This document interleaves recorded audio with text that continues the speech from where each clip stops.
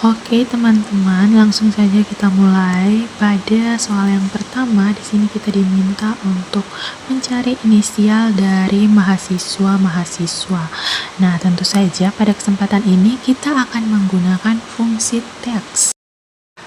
Nah, untuk rumusnya sendiri, ini pertama kita menggunakan fungsi text, yaitu left, yang berfungsi untuk mengambil salah satu karakter huruf pada kata pertama dalam nama tersebut.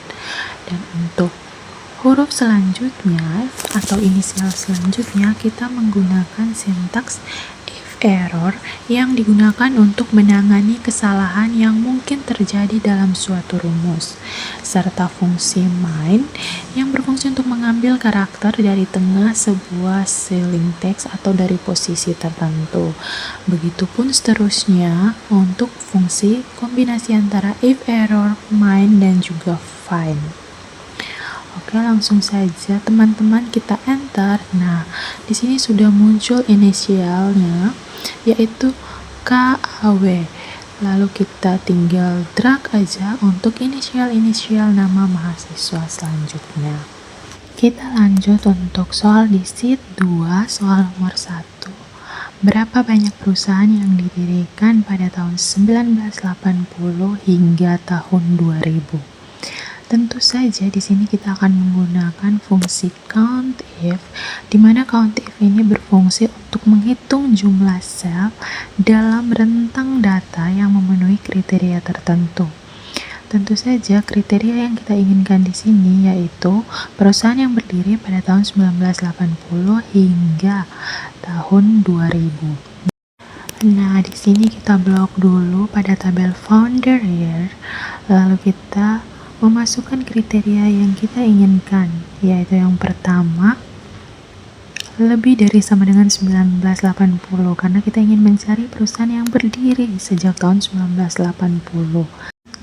Setelah itu, kita blok lagi untuk tabel founder years. Lalu kita akan memasukkan kriteria kedua yang kita inginkan, yaitu kurang dari sama dengan 2000, karena kita hanya ingin mencari perusahaan yang berdiri sampai pada tahun 2000. Nah, setelah itu kita enter, dan ya, kita menemukan bahwa ada 3 perusahaan yang berdiri sekitar tahun tersebut. Selanjutnya untuk soal nomor 2, di sini kita memerlukan tabel bantuan. Karena seperti yang kita lihat, untuk tabel annual recurring revenue atau tabel ARR yang artinya pendapatan, di sini dia menggunakan format yang bukan accounting, sehingga tidak dapat kita pakai jika kita ingin menghitung sebuah rata-rata perusahaan. Nah, di sini kita akan menggunakan kombinasi fungsi antara if, fungsi text, right, serta gabungan dari fungsi substitute yang berfungsi untuk mengganti teks tertentu dalam sebuah starting menjadi teks yang kita inginkan. Di sini kita mengganti teks dari ARR menjadi teks accounting. Nah, di sini formatnya sudah berubah menjadi accounting. Setelah formatnya telah berubah menjadi accounting, di sini kita sudah bisa mencari rata-rata keuntungan perusahaan yang memiliki employee 300 hingga 700. Karena kita mencari rata-rata namun ada ketentuan, maka kita akan menggunakan rumus average ifs. Nah, di sini yang pertama kita akan blok dulu tabel bantuan, yakni pendapatan yang telah kita konversikan. Nah, setelah itu kita juga perlu memblok tabel employee atau karyawan dari perusahaan tersebut. Nah, kita blok dulu tabel employee-nya.